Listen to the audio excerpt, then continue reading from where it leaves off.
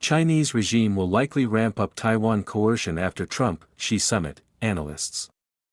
The Chinese Communist Party will intensify cognitive warfare, gray zone operations, and infiltration campaigns following the U.S. China summit in pursuit of its goal of annexing Taiwan, analysts warn. Taiwan President Lai Ching-te said on May 17 that Taiwan is a sovereign democratic country with no Taiwan independence issue.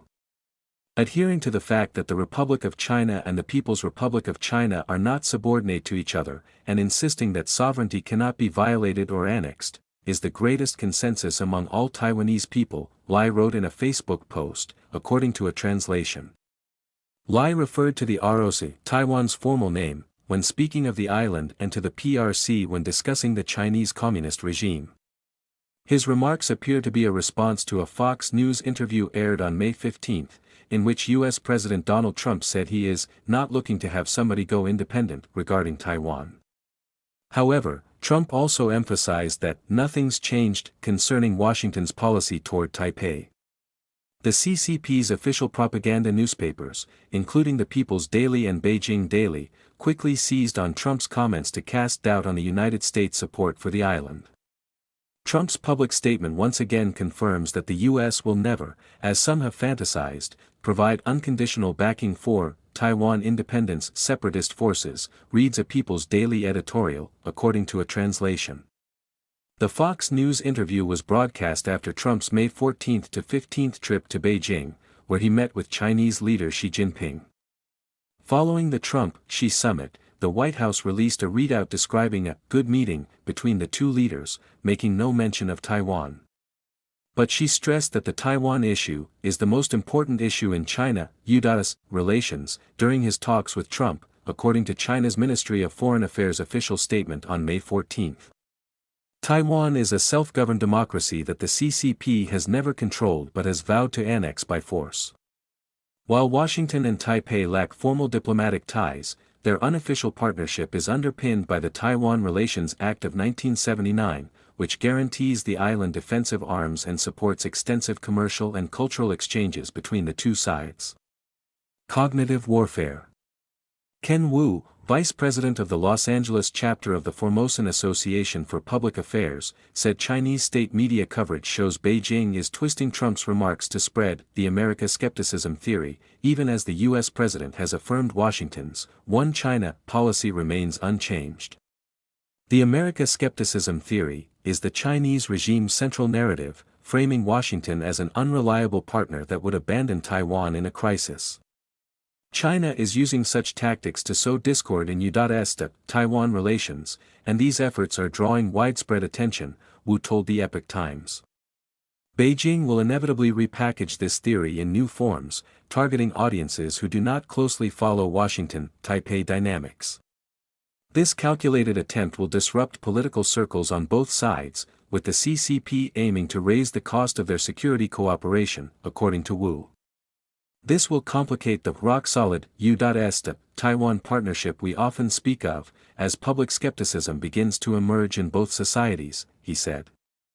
Zheng Weifeng, an associate research fellow at National Chengchi University's Institute of International Relations, concurred, saying that Beijing's propaganda push on Taiwan will likely intensify ahead of Xi's potential White House visit in September.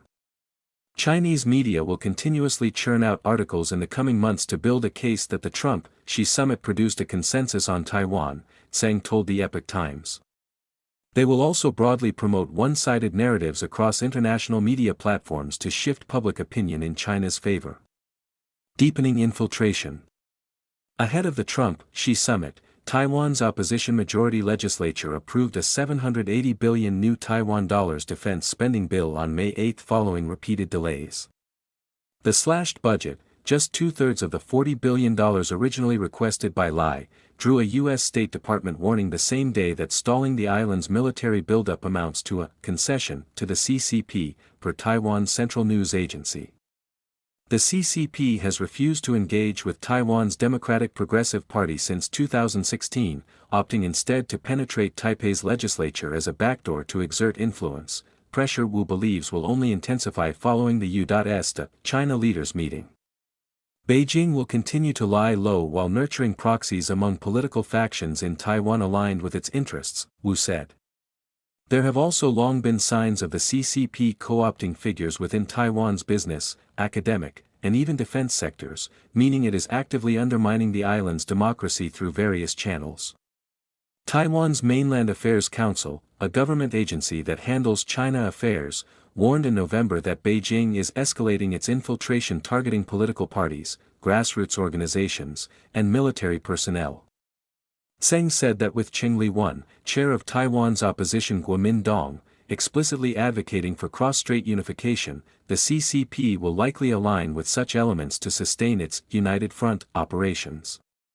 Cheng met with Xi on April 10 in Beijing, lauding the regime's development in terms that echoed CCP propaganda.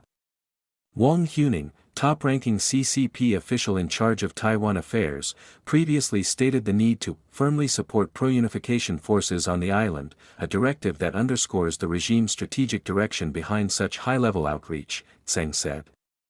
Whether by forming alliances with these political forces or utilizing civic groups to pull the island toward Beijing, I believe the CCP will continue to deploy these influence campaigns. Gray zone harassment. Tseng also said the Chinese regime's long-standing gray zone harassment, aggressive and coercive actions that are designed to intimidate an opponent yet remain below the threshold of warfare, will likely continue to escalate after the Trump-Xi summit. Beijing will likely ramp up its disinformation efforts, using propaganda warfare to sway public opinion against Taipei, he said. On the diplomatic front, the CCP will amplify anti-independence rhetoric and attempt to poach the island's remaining allies. Since 1971, when the Chinese regime took the China seat at the United Nations from Taiwan, most countries have shifted their formal recognition to Beijing and kept only unofficial ties with Taipei. The democratic island has just 12 diplomatic allies worldwide, most of them in the Pacific, Latin America, and the Caribbean.